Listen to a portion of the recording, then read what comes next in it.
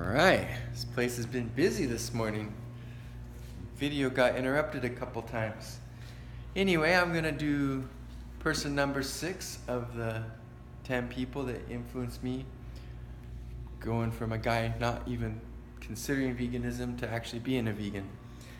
So number 6 was Clarke Duncan, one of my favorite actors. I remember one day I was watching Armageddon and Bruce Willis is chasing after Ben Affleck out there in that oil thingy-majigger in the middle of the ocean.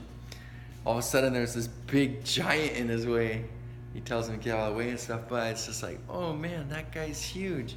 Then of course the Green Mile came out and they built him up in that. Like in Armageddon he was like his real life size. In Green Mile they had him on blocks or whatever so he would look like he was 7 foot, and he had such huge shoulders and a massive upper body that he could pull it off. He looked like the most massive man ever in that movie. And then he's been in a lot of other things, and I always just liked him. I thought he was cool.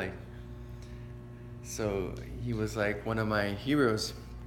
And he varied in size from 6'5", 325 was kind of like his normal size.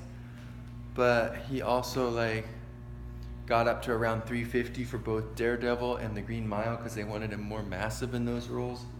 And then later in life, for health purposes, he slimmed down to 275, which is still big, but with his big massive frame and natural size, was actually a pretty lean, healthy weight. It was better for his organs and health and whatnot.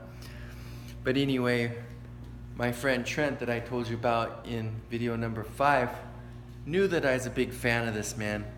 So he sent me a video of when Clarke Duncan talked about how he switched to vegetarianism and whatnot, and how he watched, it was pretty cool because he talked about, he thought as a big, strong, huge man, he needed his steaks and whatnot. And then he saw a video called Meet Your Meat, and he just couldn't eat meat after that, so because he was a compassionate guy. So yeah, it was pretty cool seeing that a big, huge man could sustain himself on a vegetarian diet.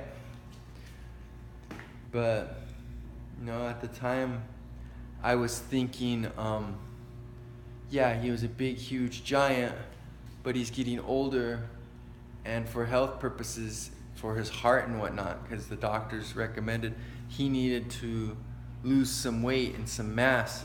So I was like, if you're already a huge 325-pound man and the doctors are telling you to get smaller and stuff, vegetarianism makes a lot of sense to me to get smaller and healthier. So 275 is by no means small, but he was going from 325 to 275, so he was losing 50 pounds and getting more healthy. So you can see where a stubborn mind with some prejudices and misconceptions could take information like that and say, well, yeah, he's doing that because he's at a different point in life, but I'm still at a point where I'm all peaked out and trying to lift as much as possible. So it still made an impact, though. It really did.